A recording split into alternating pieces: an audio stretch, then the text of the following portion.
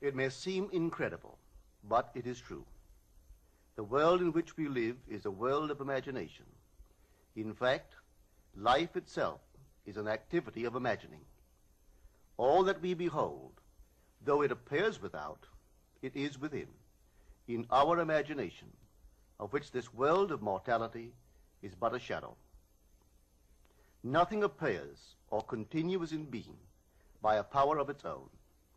Events happen because comparatively stable imaginal activities created them, and they continue in being only as long as they receive such support.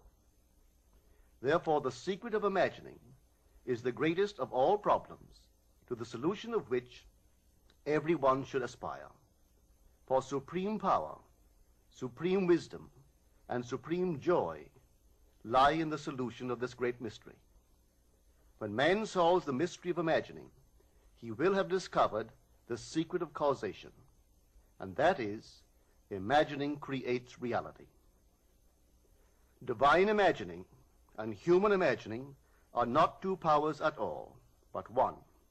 The valid distinction which exists between them lies not in the substance with which they operate, but in the degree of intensity of the operant power itself. Acting at high tension, an imaginal act is an immediate objective fact. Keyed low, an imaginal act is realized in a time process. Human history, with its forms of governments, its revolutions, its wars, and in fact the rise and fall of nations, could be written in terms of the imaginal activities of men and women. All imaginative men and women are forever casting forth enchantments, and all passive men and women who have no powerful imaginative lives are continually passing under the spell of their power. If imagination is the only thing that acts or is in existing beings or men, as Blake believed, then we should never be certain that it was not some woman treading in the winepress who began that subtle change in men's minds, or that the passion because of which the earth has been drenched in blood did not begin in the imagination of some shepherd boy, lighting up his eye for a moment before it ran upon its way. The future is the imaginal activity of man in its creative march.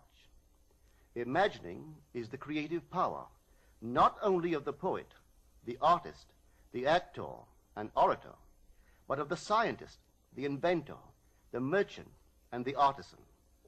Its abuse in unrestrained, unlovely image-making is obvious, but its abuse in undue repression breeds a sterility which robs a man of actual wealth of experience.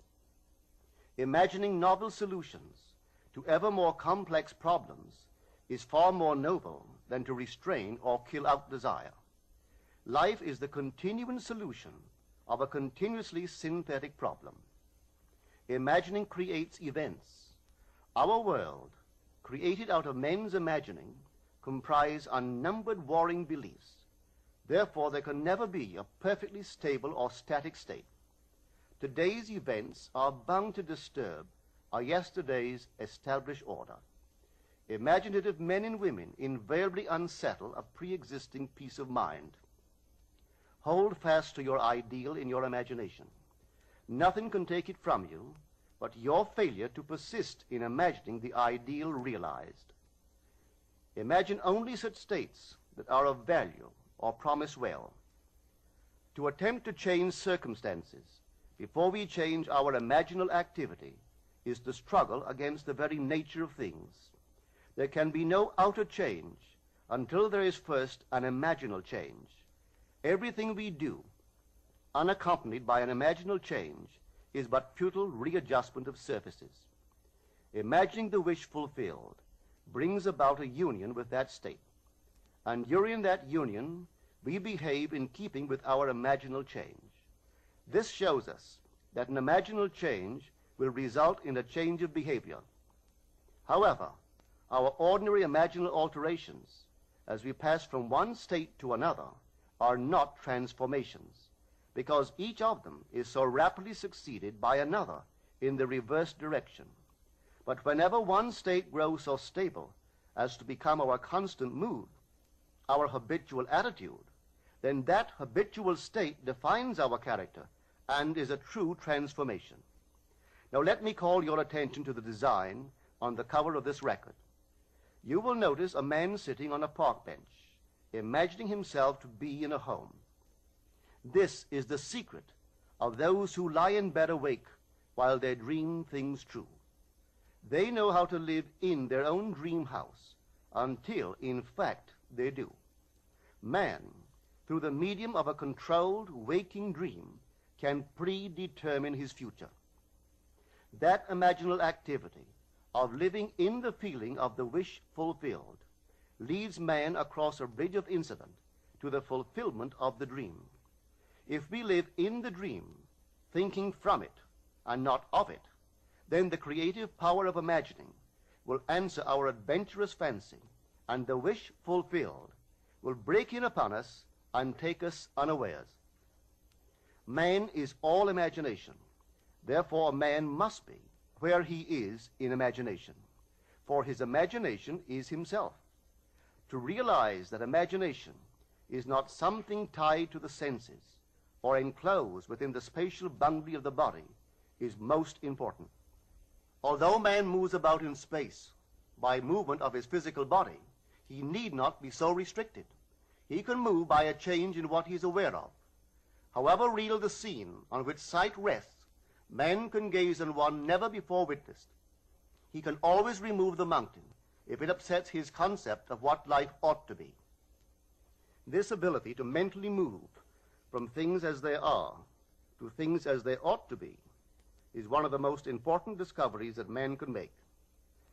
It reveals man as a center of imagining with powers of intervention which enable him to alter the course of observed events, moving from success to success through a series of mental transformations of nature, of others, and himself. How does he do it? Self-abandonment. That is the secret. He has to abandon himself mentally to his wish fulfilled, in his love for that state, and in so doing live in the new state and no more in the old state. Now we can commit ourselves to what we do not love. So the secret of self-commission is faith plus love. Faith is believing what is incredible. We commit ourselves to the feeling of the wish fulfilled, in faith that this act of self-commission will become a reality, and it will, because imagining creates reality. Imagination is both conservative and transformative. It is conservative when it builds its world from images supplied by memory and the evidence of the senses. It is creatively transformative when it imagines things as they ought to be, building its world out of the generous dreams of fancy. In the procession of images, the ones that take precedence naturally are those of the senses. Nevertheless, a present sense impression is only an image. It does not differ in nature from a memory image or the image of a wish.